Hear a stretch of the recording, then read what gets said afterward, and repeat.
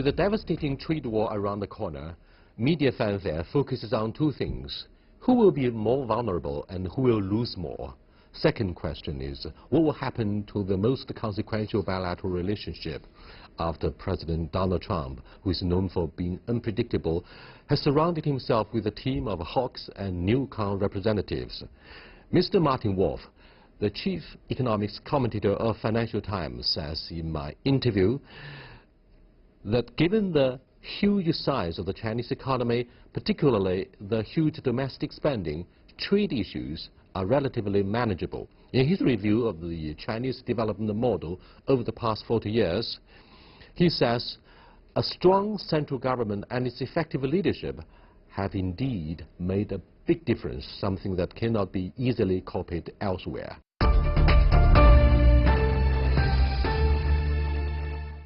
Well, welcome to Dialogue, sir. Thank you. Martin, are you surprised that President Trump signed the order to lay the groundwork for imposing punitive tariffs on up to $60 billion worth of Chinese imports after firing Mr. McWester, the former National Security Advisor, replacing him with John Bolton, a very famous super hawk and represents neocons, after firing Rex Tillerson? He's surrounded by hawks. The announcement by President Trump was made at this defining moment. What does that mean for the future of the two biggest economies? Well, so the answer to the first part of your question, am I surprised, is very simple. No, not in the least surprised. First, because nothing that's happening could surprise me anymore. And second, because I think this is the real Trump. What we're seeing is the real Trump. And we've seen a sort of pretend Trump in the last year or so. What will it mean? That's a very complicated question.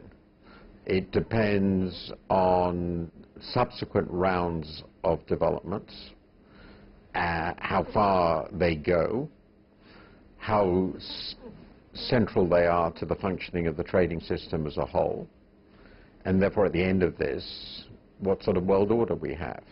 It could be the beginning of something very big and profound, quite a decisive moment in global economic and political history, or it could end up as a relatively contained standoff between the two powers. My own guess at the moment is that it's more likely to be the former, namely a big break historically than the latter. The Ministry of Commerce in China has announced a series of retaliatory measures in response to the imposition of punitive tariffs by the White House. In that case, what do you think will be the products that we import from the United States that will bear the brunt? Let me just start with the context. It's important to remember that in a bilateral trade war, China has more to lose than the U.S., simply because it exports so much more to the U.S. than the U.S. exports to China. Roughly, in terms of relationship to GDP, China's direct dependence on exports to the U.S. is about 4 times U.S. direct dependence on exports to China. There are other areas where other sorts of issues arise, but in trade, a trade war is not a good war for China. In that context, they obviously expect, and it clearly will be the case, that they will start with agriculture, because it's something that China imports quite a lot. U.S. exports quite a lot to China. And do you think indeed and that it's politically, President Trump will get hurt? Yeah, but I don't think that will worry Mr. Trump very much. You don't think that will affect the midterm election results? That's an interesting question. Obviously, the calculation of the Chinese government is that it will affect the results, or more important, that Mr. Trump will be sufficiently affected to worry about that.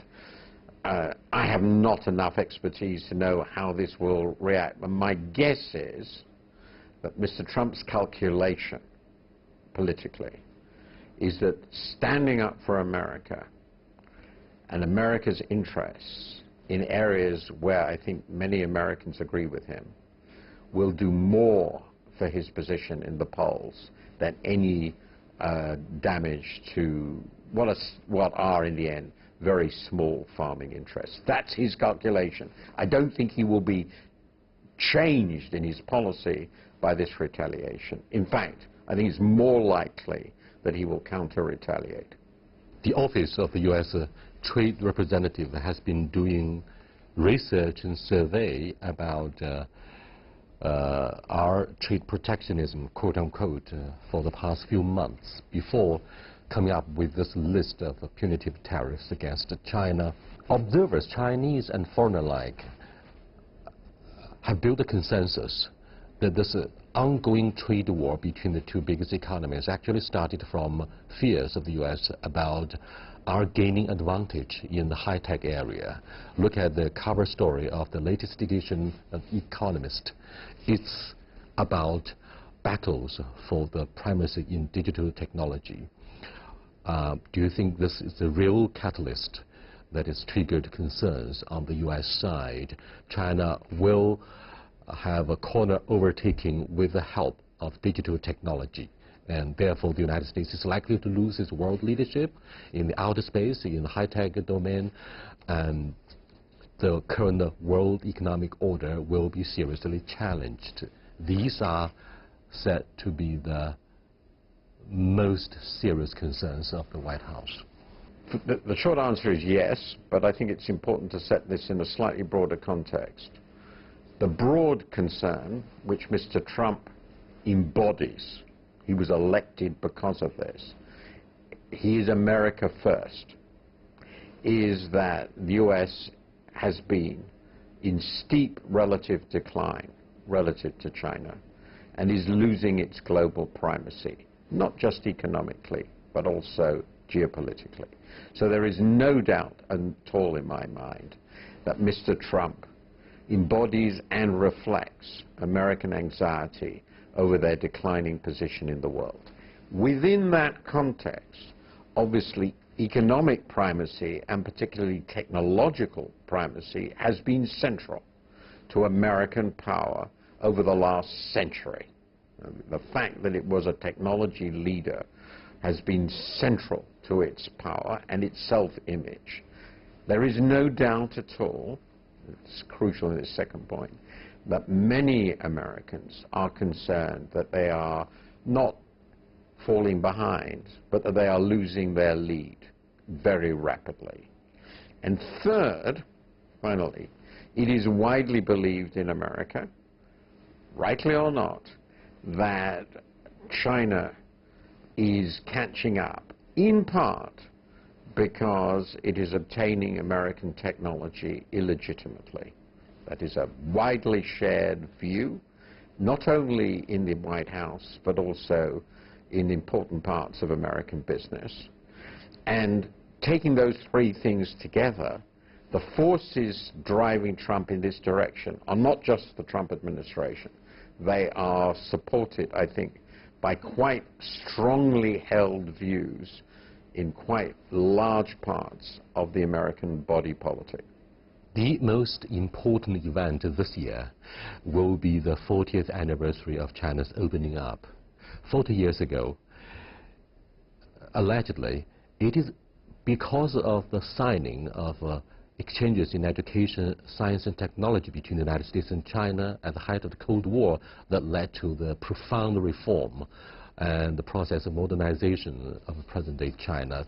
Today, President Trump threatens to close the doors to Chinese students in areas like high-tech research, digital technology, other than people-to-people exchanges in areas of humanities. And therefore, do you think we are going back, we are moving back? Is that a U-turn? What does that mean for this most consequential bilateral relationship in the world? Again, my answer is very simple, yes. I think what has happened, but again, I said it in a global context, but it's specifically within that bilateral relationship. The U.S. was very happy with, and even in some respects promoted, the reform and opening up in China, accommodated it, strongly supported China's WTO accession. In the context first of the Cold War and then the post-Cold War euphoria, there's no doubt in my view that in the last 10 to 15 years, the US, as I've already indicated, has come to see the rise of China as a threat. Not as a blessing, not as an opportunity. As a threat. Of course, many still see it as an opportunity. I'm just saying, on balance, there's a shift towards seeing it as a threat in important parts of the establishment. And John Bolton, you mentioned, the Überhawk would certainly reflect that. Mr. Trump's election reflects that. Why he, rather than somebody like Hillary Clinton, is president, and such an immense shift from Mr. Obama. So this paranoid element, if you like, in U.S. thinking about the world has become more dominant, and therefore the environment within which China did the reform and opening up has profoundly changed. But China itself has also changed, which means that its opportunities to develop in a different way and to do its own policies towards the world, which change the nature of the world, is vastly greater than it used to be. So the U.S. hegemonic role in the world trading system simply doesn't exist in the same way as it did 40 years ago. China is now a bigger trader than the United States is. So the world is getting more difficult for China. There's no doubt about that. But China's room for maneuver within that world is also incomparably much greater than it was 40 years ago. Well, thank you, Martin. We have to take a break and continue with our discussion when we come back. So stay with us.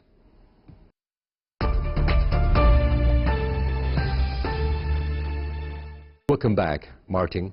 Everybody is talking about the Belt and Road Initiative, which unfortunately has been described by neocons in the United States as a geopolitical ambition, or a very ambitious geopolitical blueprint to change or replace the current world order with something that aims to be more inclusive.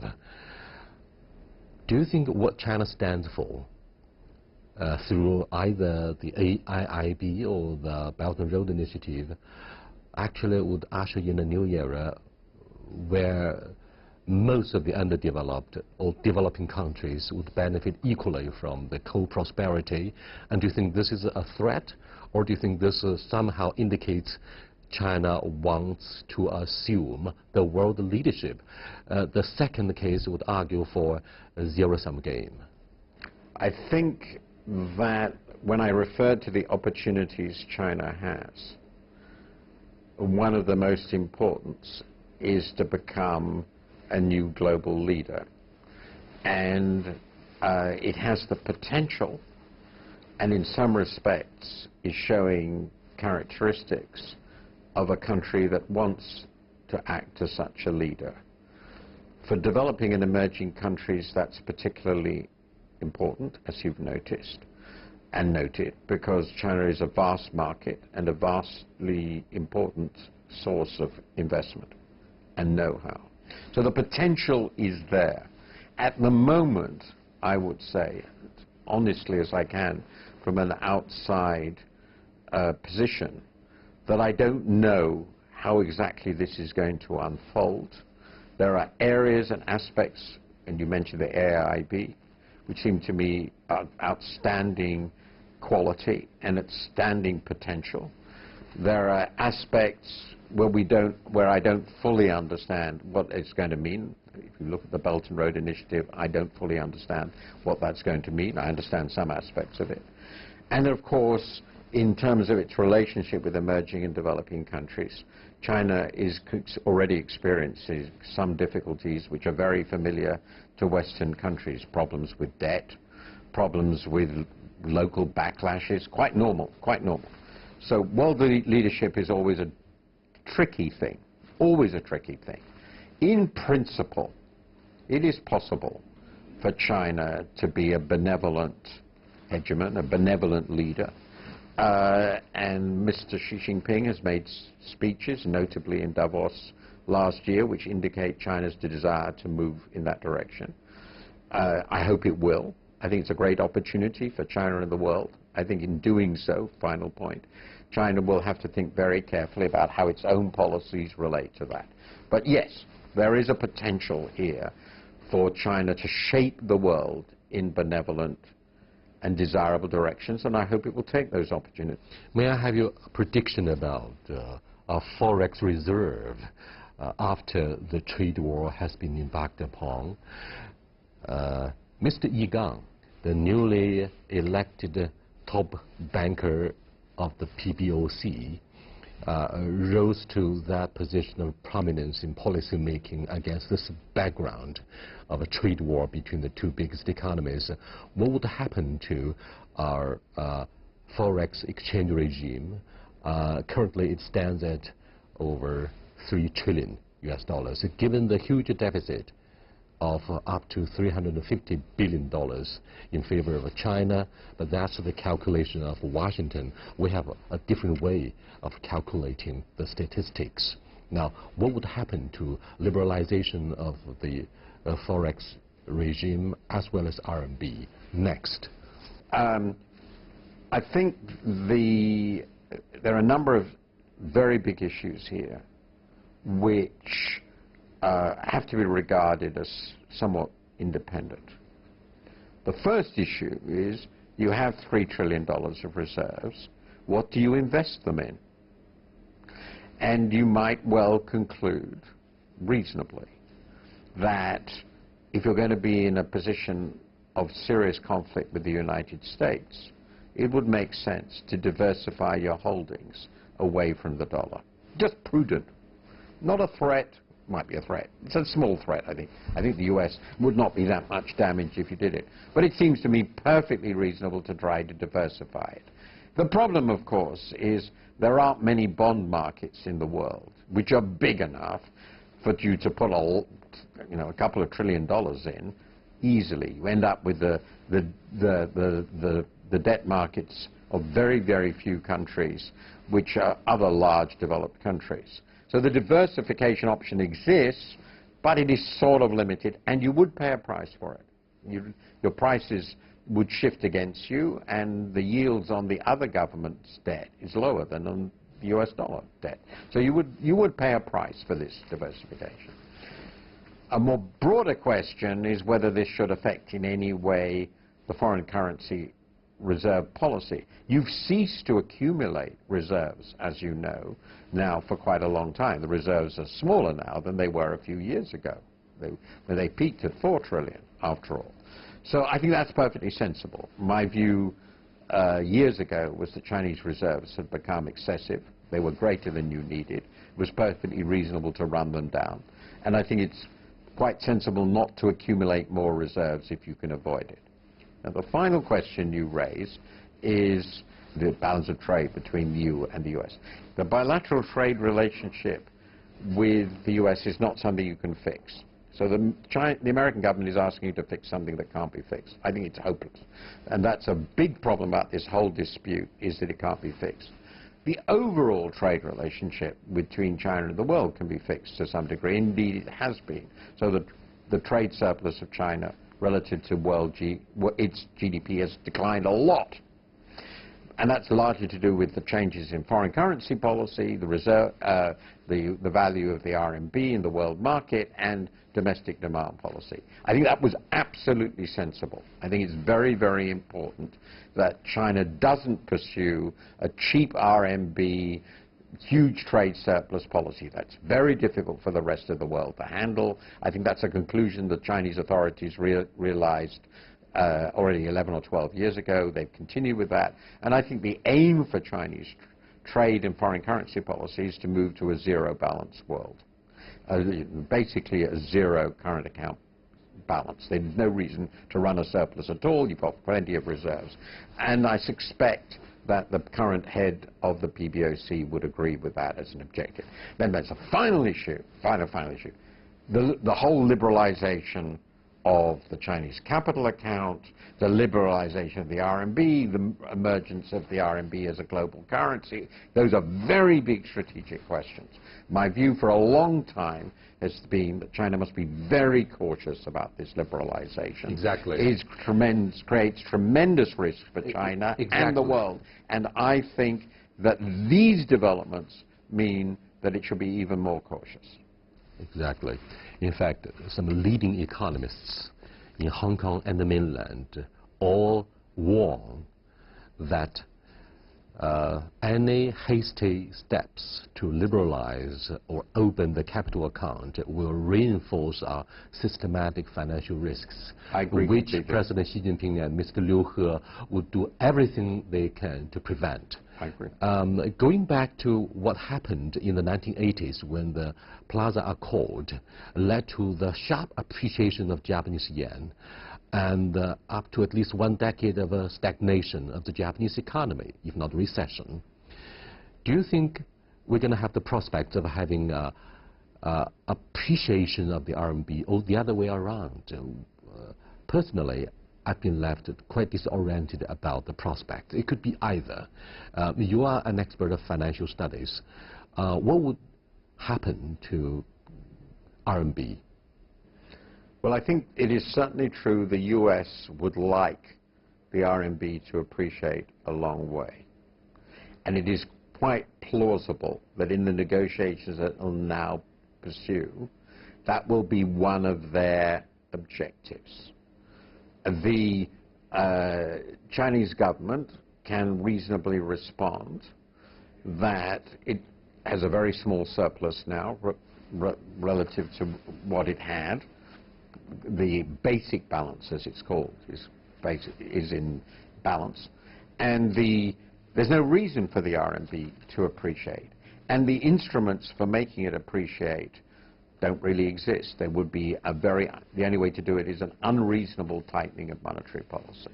So my own view is there's no reason for China to pursue the appreciation as an objective. No reason at all. I think a further appreciation of the RMB would be no disaster for China, either. A modest appreciation. I don't think the Japanese fate is one that lies in wait for China for a whole host of reasons. What happened in Japan is slightly different from what many people think, I believe. And in addition, China's in a very different position from Japan. But this issue will now arise. The pressures on the RMB exchange rate will be one of the political pressures on the RMB exchange rate will arise. And I'm assuming that the Chinese government will work very, very hard to say no. And that will be part of this very complex and difficult discussion that will now occur between China and the U.S. The last question, Martin, is about the sustainability and resilience of the Chinese economy despite the local debts, overcapacity, financial risks, environmental pollution, you name it, and of course above all the haunting specter of the trade war between the United States and China. What do you think should be the most devastating challenges that the policymakers and the new leadership following the Liang Hui, the National People's Congress plenary session, and the CPPCC, particularly the 19th National Congress of the Communist Party? We've had this new generation of the leadership. They are very capable, and they have their own vision about the roadmap of China's development. But what are the things that may undermine our sustainability? So the list of challenges is long, but China's overcome challenges at least as big in the last 40 years. I think that the biggest challenges are in fact domestic, not external. That is to say, the trade threat is a manageable one. It could be costly, but it's manageable. China is not the China of 10 or 15 years ago. It's less trade dependent than it was. And it's less dependent on foreign technology than it was. It has a greater capacity for domestically driven growth than it had. There's the potential to create now a huge mass consumer market, the biggest in the world, which will drive growth, I think, for decades. I think trade will fall as a share of GDP naturally. It's still very high for such a big country. So trade will become less important. That doesn't mean it's unimportant. And similarly with investment. So the key things are the development, the key challenges are the domestic developments. And many of the challenges you indicated are also opportunities. Think about the environment, that China has immense potential for investment in productive new technologies in the environmental sector. It becomes the world leader in green technologies. Indeed, I expect that to happen. It has tremendous potential to use technology to solve many of its social and economic problems. It has tremendous potential to improve social infrastructure and social consumption in areas like health and even in areas like education. It's still a developing country, and that means that there is obviously enormous domestic potential. Unleashing the domestic entrepreneurial and technological potential of China ought to give it another generation of pretty rapid growth. And so those obstacles, the domestic obstacles, can be met. Dealing with the debt in that context is really, I think, dealing with the structure of demand in China and the distribution of income. I've argued many times, if you can shift more income to households, there will be higher consumption, less need for debt-driven investment. But I believe that the right focus for China, not to forget the world matters and China will be a leader in it. But the crucial thing is to take advantage of the domestic opportunities, which are also domestic challenges. The potential is there. And I don't really think, short of some catastrophe, that the world can stop it. Thank you so much. I am so appreciative of your personal opinions. Thank you very much. Thank you for your time. Pleasure.